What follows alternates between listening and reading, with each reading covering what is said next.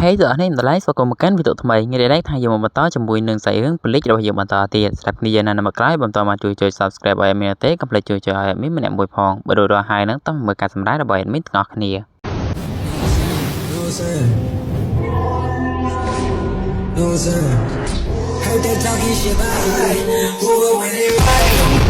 I'm alive, just looking to revive. Keep that vibe, me and the guys, we just like Urahara គឺពិតជាសប្បាយចិត្តខ្លាំងមែនទែននៅពេលដែលឃើញថា Ichigo នឹងគឺខ្លាយទៅជា Hollow អញ្ចឹងឬក៏បាននិយាយផងដែរថាអបអរសាទរដែលឯងនឹងគឺបានខ្លាយទៅជា Soul Reaper ម្ដងទៀតប៉ុន្តែ Ichigo បាននិយាយផងដែរថាបិទមាត់របស់ឯងទៅខ្ញុំគឺបានសបត់ថាខ្ញុំបានចេញមកពីកន្លែងហ្នឹងខ្ញុំនឹងសម្លាប់ឯង Urahara ក៏បាននិយាយផងដែរថាល្អណាស់អញ្ចឹងយើងចាប់ផ្ដើមអនុវត្តជាមួយនឹងមេរៀនទី3បើសិនបើជាឯងអាចយកដាវរបស់ឯងកាប់ដាច់ជាមួយនឹងមួលរបស់ខ្ញុំឯងនឹងអាចឈ្នះប៉ុន្តែពេលហ្នឹងមួលរបស់ Urahara គឺត្រូវបានដាច់lạiម្ដងដែលបានធ្វើឲ្យគាត់គឺភ្ញាក់ផ្អើលខ្លាំងមែនទេ Urahara ក៏បាននិយាយផងដែរថាសូមឯងនេះគឺពិចារណាម្ដងទៀតព្រោះថានៅពេលនេះដាវរបស់ឯងហ្នឹងគឺវាបានខូចហើយ Ichigo បាននិយាយផងដែរថាវាគ្មានបញ្ហានោះទេគាត់នឹងបញ្ចប់នៅក្នុងច្បាំងនេះត្រឹមតែ5នាទីនោះទេ Urahara ក៏បាននិយាយផងដែរថាល្អណាស់ពួកយើងនឹងបញ្ចប់ត្រឹមតែ5នាទីនោះទេពេលហ្នឹងយើងក៏បានឃើញថា Urahara បានដកជាមួយនឹងដាវរបស់គាត់ជាលើកដំបូងដោយដាវរបស់គាត់ហ្នឹងគឺដកចេញមកពីជើងច្រករបស់គាត់ហ្នឹងឯងពីយ៉ាងក៏បាននិយាយផងដែរថាពួកគេគឺគ្មានអ្វីដែលត្រូវប្រកែកនោះទេមួយវិញទៀត Ruki គឺជាប់ទោសកម្រិតទី1ដែលហេតុនេះនាងគឺត្រូវតែនឹងស្លាប់មួយវិញទៀតនេះគឺថាពួកគេក៏មិនប្រកែកបាននោះទេព្រោះថាវាគឺជាការសម្រេចចិត្តរបស់ Soul Society ហើយគាត់បានដើរចាក់ចេញពីទីនឹងតែម្ដងនៅតាមផ្លូវគាត់បានលើជាមួយនឹងសម្លេងគេនិយាយបាននិយាយផងដែរថាហេតុអ្វីបានជាលោកនឹងគឺស្ងប់ស្ងាត់ខ្លាំងម្ល៉េះដល់ពេលម្នាក់ហ្នឹងគឺមានឈ្មោះថា Gin ក៏បាននិយាយផងដែរថាប្រហែលជា Byakuya ហ្នឹងគឺព្រួយបារម្ភអំពីការស្លាប់របស់ប្អូនស្រីរបស់គាត់ហើយប៉ុន្តែ Byakuya ក៏បាននិយាយផងដែរថាគាត់នឹងគឺដូចជាមិនព្រួយអ្វីនោះទេមួយវិញទៀតគាត់បានសួរផងដែរថាតើមេតទាំងពីរហ្នឹងគឺចង់បានអ្វីពីគាត់ទើបបានជាសួរអញ្ចឹងមួយវិញទៀតគឺថាវានឹងក៏ពាក់ព័ន្ធជាមួយនឹងអ្នកទាំងពីរនោះទេបុរសខ្វាក់ភ្នែកបាននិយាយផងដែរថាតើឯងនឹងគឺមិនខឹងទេមែនដល់ពេលហ្នឹងគឺមានឈ្មោះថា Saraki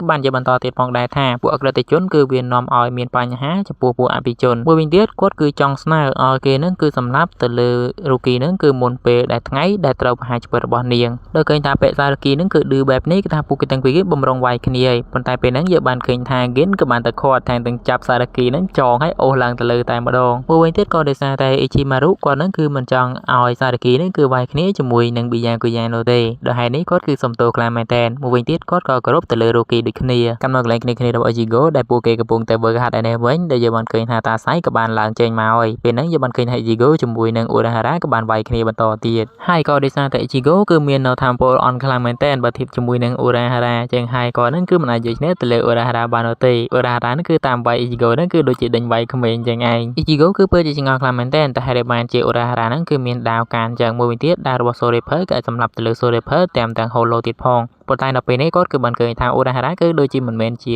Soul Reaper នោះទេចាស់នេះបានជាគាត់នឹងគឺអាចមានជាមួយនឹងដាវមួយនឹងមួយវិញទៀតគាត់គិតផងដែរថាបែរជាដាវនឹងគឺមិនអាចកាប់ឲ្យគាត់នឹងគឺជឿបាននោះទេ Urahara ក៏បាននិយាយផងដែរថាវានឹងគឺមិនពិតនោះទេនេះហើយគឺជាដាវរបស់យមទូតយ៉ាងពិតប្រាកដដែលគាត់ថែមទាំងនិយាយផងដែរថាឆាប់ញាក់ឡើង Benny Hime ពេលហ្នឹង Ichigo ក៏បាននឹកឃើញអំពីដាវរបស់ Renji ដែលវាគឺមានឈ្មោះថា Sabimaruហើយដោយហេតុនេះហើយដាវគឺវាត្រូវតែមានជាមួយនឹងឈ្មោះរបស់វាទើបវាអាចប្រែកាយបានហើយសូម្បីតែនៅពេលដែល Ichigo បានច្បាំងគ្នាជាមួយនឹង Renji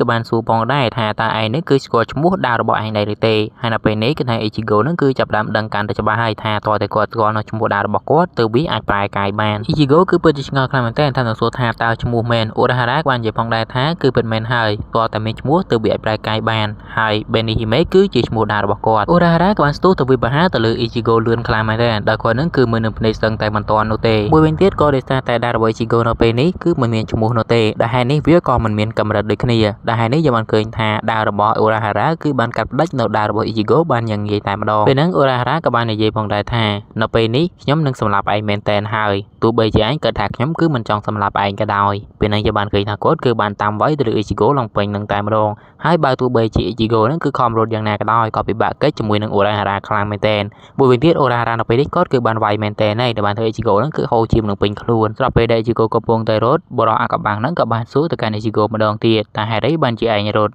តែឯងនឹងគឺមិនទាន់បានហៅឈ្មោះខ្ញុំនៅឡើយនោះទេដោយយើងគឺបានដឹងកាន់តែច្បាស់ថាបរិះម្នាក់នឹងគឺជាដាវរបស់ Ichigo នឹងឯងបរិះម្នាក់នឹងក៏បាននិយាយផងដែរថាឯងក៏មិនគួររត់នោះដែរឯងមានសត្រូវតែមួយគត់ហើយឯងក៏មានមួយដូចគ្នា ឯងកុំភ័យខ្លាចឲ្យសោះហើយក៏កុំខ្មាស់អីនៅខាងក្រៅនេះវិញដែលយើងមិនឃើញថាអូរ៉ាហារ៉ាគឺហាក់បីដូចជាដឹងថាអ៊ីជីហ្គោនឹងគឺកំពុងតែទំនាក់ទំនងទៅកាន់អ្នកណាម្នាក់ដែលហេតុនេះគាត់គឺមិនវិបាហាទៅលើអ៊ីជីហ្គោនោះទេបរិសម្នាក់នឹងក៏បាននិយាយប្រាប់ទៅកាន់អ៊ីជីហ្គោបន្តទៀតផងដែរថាបោះបង់ជាមួយនឹងភាពភ័យខ្លាចរបស់ឯងសម្លឹងមើលទៅមុខហើយកុំឈប់ឲ្យសោះហើយប្រសិនបើជាឯងដកថយឯងនឹងចាញ់ហើយឯងគឺកុំខ្លាចឲ្យសោះនៅពេលដែលមានអសន្នឯងគឺត្រូវទៅហៅឈ្មោះរបស់ខ្ញុំពេលហ្នឹងអ៊ីជីហ្គោក៏បានក្លែកមកក្រោយវិញថែមទាំងស្រែកជាមួយនឹងពាក្យថាសិនជិតស៊ូថែមទាំងកាប់ទៅលើអូរ៉ាហារ៉ាតែម្ដងហើយមួយក្បាច់មួយនេះយើងបានឃើញថាវាគឺបង្កើតទៅជាបន្ទោះមួយយ៉ាងធំក្លែកមកមើលអ៊ីជីហ្គោនេះវិញគាត់ក៏ទូបានជាមួយនឹងដាវថ្មីរបស់គាត់ហើយយើងបានឃើញថាវាគឺមានរូបរាងខុសពីមុនហើយធំជាងមុនទៀតផងតែស្អីក៏បានឃើញផងដែរថាដាវរបស់អ៊ីជីហ្គោហ្នឹងវាគឺមានរបៀបត្រឹមត្រូវប៉ុន្តែមើលទៅវាគឺដូចជាខុសពីដាវរបស់អ្នកដទៃខ្លាំងមែនទែនពេលហ្នឹងអូរ៉ាហារ៉ាក៏បាននិយាយផងដែរថាទីបំផុតហ្នឹងឯងគឺមានដាវរបស់ឯងមួយដែរហើយហារ៉ាក៏បាននិយាយបន្តទៀតផងដែរថាតើពួកយើងនឹងគួរតែបន្តជាមួយនឹងមេរៀនទី3បន្ថែមទៀតមែនអ៊ីជីហ្គោបាននិយាយផងដែរថាវានឹងគឺមិនដូចដែរអ្វីដែលលោកអ៊ំនឹងនិយាយនោះទេនិយាយចាំទៅគឺហៅអូរ៉ាហារ៉ាថាជាលោកអ៊ំតែម្ដងពេលហ្នឹងយើងបានឃើញថាមួយប្រភេទភ្នែកគឺថាអ៊ីជីហ្គោនឹងគឺបានកាប់ទៅលើអូរ៉ាហារ៉ាភ្លាមៗតែម្ដងដែលវាគឺបានធ្វើឲ្យអូរ៉ាហារ៉ាគឺពិតជាហួសចិត្តខ្លាំងមែនទែនព្រោះថាគាត់នឹងគឺមិនទាន់បានត្រៀមខ្លួននោះទេប៉ុន្តែអ៊ីជីហ្គោនឹងគឺបានកាប់តែម្ដងប៉ុន្តែពេលហ្នឹងអូរ៉ាហារ៉ាក៏បាននិយាយផងដែរថាបើសិនបើជាមិនមានជាមួយនឹងប្លុតរបស់គាត់ក្នុងការតបទល់ជាមួយនឹងអ៊ីជីហ្គោនោះទេ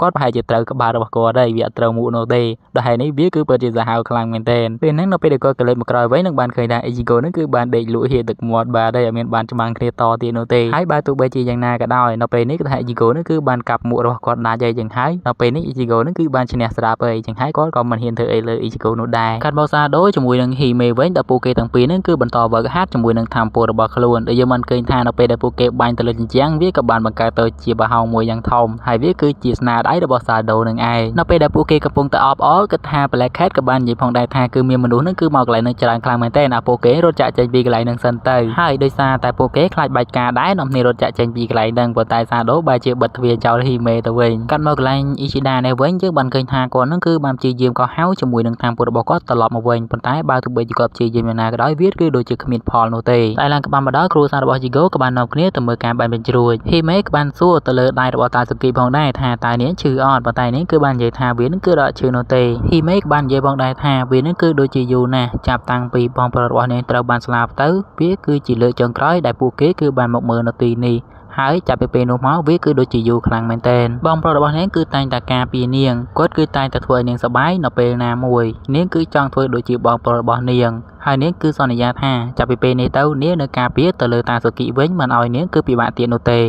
េតាស៊ូគីបានសួរទៅកាន់ហ៊ីមេថាតើថ្ងៃស្អែកនាងទៅលេងសាច់ញាតិរបស់នាងមែនដែលហ៊ីមេបាននិយាយថាពិតមែនហើយតាស៊ូគីគឺពិតជាបារម្ភខ្លាំងមែនទែនថែមទាំងនិយាយផងដែរថាឬថាអ៊ីជីហ្គោនឹងក៏បានទៅជាមួយនឹងនាងដូចគ្នាមួយវិញទៀតគឺថានាងគឺមិនមែនជាមនុស្សដែលទន់ខ្សោយនោះទេប៉ុន្តែគ្រាន់តែថានាងគឺជាមនុស្សដែលព្យាយាមចឹងហើយបើសិនបើជាជួបជាមួយនឹងបញ្ហាអ្វីនាងគឺគុំទន់ខ្សោយឲ្យសោះហើយគ្រាន់តែនឹកឃើញវាហើយសម្លឹងទៅមុខហើយធ្វើវាទៅហើយបើយើងសម្លឹងមកមើលមុខតាស៊ូគីនេះវិញនាងគឺមើលទៅគឺហាក់បីដូចជាមិនសប្បាយចិត្តនោះទេនៅពេលដែលឮថាហ៊ីមេនឹងគឺចង់ចាក់ចេញពីនាងថែមទាំងនិយាយផងដែរថានាងនឹងចាំហ៊ីមេនៅទីនេះពេលជ្រួចក៏បានបាញ់ឡើងហើយយើងក៏បានឃើញថាអ៊ីជីហ្គោនឹងក៏បានញញឹមនៅពេលដែលឃើញថាគ្រួសាររបស់គាត់គឺមានភាពសប្បាយរីករាយកាត់មកអ៊ីជីហ្គោនេះវិញនៅក្នុងវេលាម៉ោង1យប់យើងបានឃើញថាគាត់ក៏បានទៅបើកបង្អួចមូលហេតុហ្នឹងក៏ដោយសារតែអូរ៉ារ៉ាគឺបានប្រាប់គាត់ថាក្នុងរយៈពេល7ថ្ងៃផុតទៅគឺថាម៉ោង1យប់អ៊ីជីហ្គោគឺត្រូវតែបើកបង្អួចអ៊ីជីហ្គោក៏បានគិតផងដែរថាប្រហែលជានៅពេលដែលគាត់បើកហ្នឹងគឺមិនមានជួបរឿងណាល្អនោះទេព្រោះថាអប៉ែអូរ៉ារ៉ាហ្នឹងគឺមិនដែលធ្វើរឿងល្អដាក់គាត់នោះទេពេលហ្នឹងអ៊ីជីហ្គោបានបើកបង្អួចថែមទាំងបញ្ចេញជាមួយនឹងសំឡេងថាហើយខ្យល់អាកាសស្រស់ស្រាយណាស់ក៏ប៉ុន្តែពេលហ្នឹងមានណាយើងបានឃើញថាមួករបស់អូរ៉ារ៉ាក៏បានផ្លោងចូលក្នុងបង្អួចរបស់អ៊ីជីហ្គោតែម្ដងអ៊ីជីហ្គោគឺពិតជាខឹងខ្លាំងមែនទែនក៏ដោយសារតែមួកមួយហ្នឹងគឺពោពេញទៅដោយឈាមហើយអ៊ីជីហ្គោគឺពិតជាខឹងខ្លាំងមែនទែនក៏មិនដឹងថាគួរតែលុបវាយ៉ាងម៉េចនោះទេអូរ៉ារ៉ាក៏បាននិយាយក្នុងសារនឹងផងដែរថាឲ្យអ៊ីជីហ្គោហ្នឹងគឺទៅដល់កន្លែងមុខហាងរបស់គាត់ទៅដល់ផ្ទះរបស់គាត់តែម្ដងនៅពេលអ៊ីជីហ្គោគឺបានមកដល់កន្លែងហាងរបស់អូរ៉ារ៉ាគាត់គឺភ្ញាក់ផ្អើលខ្លាំងមែនទែនក៏ដោយសារតែពេលហ្នឹងគាត់គឺបានឃើញថាសាដូក៏នៅកន្លែងហ្នឹងដូចគ្នាថែមទាំងសួរទៅកាន់សាដូថាហេតុអីបានជាឯងហ្នឹងគឺមកដល់កន្លែងនេះដែរសាដូក៏បាននិយាយយ៉ាងខ្លីតែម្ដងដោយក៏បាននិយាយផងដែរថារូគីនេះគឺធ្លាប់សង្គ្រោះគាត់ប៉ុន្តែគាត់គឺកាន់តែភ្ញាក់ផ្អើលទៀតហើយក៏ដោយសារតែពេលហ្នឹងសូម្បីតែអ៊ីស៊ីដាជាមួយនឹងហ៊ីមេក៏បានទៅដល់កន្លែងហ្នឹងដូចគ្នាអ៊ីស៊ីដាគឺនិយាយយ៉ាងខ្លីតែម្ដងបាននិយាយផងដែរថាអ៊ីជីហ្គោខ្ញុំនឹងគឺមិនអនុញ្ញាតឲ្យ Sorcerer ទាំងអស់នោះខ្លាំងជាងខ្ញុំបាននោះទេ Black Cat ក៏បានមកនិយាយប្រាប់ទៅកាន់អ៊ីជីហ្គោផងដែរថាតើឯងគឺមិនកត់សម្គាល់ទេអីព្រោះថាក្នុងគណៈពេលដែលឯងកំពុងតែវឹកហាត់ខ្លាចជា Sorcerer វិញហ្នឹងគឺថាពួកគេទាំង3នាក់គឺបានវឹកហាត់តាមពិធីពួកគេរៀងខ្លួនផងដែរអូ រារ៉ាបានចេញមកអបអរសាទរទៅលើពួកគេផងដែរថាពួកគេនេះគឺបានមកជុំគ្នាហើយ Ichigo គឺមិនអស់ចិត្តនោះទេថែមទាំងសួរទៅកាន់ Hime ផងដែរថាតើនាងគឺចង់មានន័យមិនហ្នឹងតើនាងគឺចង់ទៅដែរមែនពេលហ្នឹង Hime បាននិយាយផងដែរថានាងគឺបានសន្យាជាមួយនឹងតាស៊ូគីថានាងនឹងទៅជាមួយនឹង Ichigo និងត្រឡប់មកវិញដោយសុវត្ថិភាពពេលហ្នឹងពួកគេក៏បានមកដល់កន្លែងរោងក្រមដៃពេលហ្នឹងផងដែរយើងបានឃើញតាសៃនេះគឺពិតជារំជួលចិត្តខ្លាំងមែនទែននៅពេលដែលឃើញពួកគេស្រោចដៃគ្នាបែបនេះអូរ៉ារ៉ាកើតចាំយូរនោះទេគាត់បានកោះហៅពួកគេឲ្យចូលទៅក្នុងកន្លែងច្រកចូលទៅកាន់ Soul Society ដែរម្ដង Ichigo បានសួរផងដែរថាតើនឹងគឺជាច្រកឆ្លងទៅកាន់ Soul Society មែនអូរ៉ារ៉ាបាននិយាយផងដែរថាវានឹងគឺតបជាប់ជារៀងរហូតរវាង Soul Society ជាមួយនឹងពិភពលោក Black Cat គឺថែមទាំងណែនាំប្រាប់ទៅកាន់ពួកគេផងដែរថាបើសិនបើជាពួកគេចាញ់នៅក្នុងនោះពួកគេគឺមិនអាចត្រឡប់មកវិញបាននោះទេ Ichigo បាននិយាយផងដែរថាអញ្ចឹងតើតែគាត់គឺឈ្នះមែនទេទើបចាក់ចេញមកបានអូរ៉ារ៉ាបាននិយាយផងដែរថាគឺពិតមែនហើយគាត់បានបើកជាមួយនឹងច្រកចូលដែលក៏ហៅជាមួយនឹងពួកគេចូលទៅកាន់ទីនោះទាំងអស់គ្នាតែម្ដងអូរ៉ារ៉ាបាននិយាយផងដែរថាវាគឺនៅក្នុងដែនរបស់ខ្ញុំអញ្ចឹងហើយលោកគឺត្រូវតែបន្តទៅមុខ Ichigo ដល់សាច់រឿងប្លែករបស់យើងគឺសូមចាប់តែប៉ុណ្្នឹងសិនយើងនឹងចាំជួបគ្នានៅវីដេអូក្រោយទៀត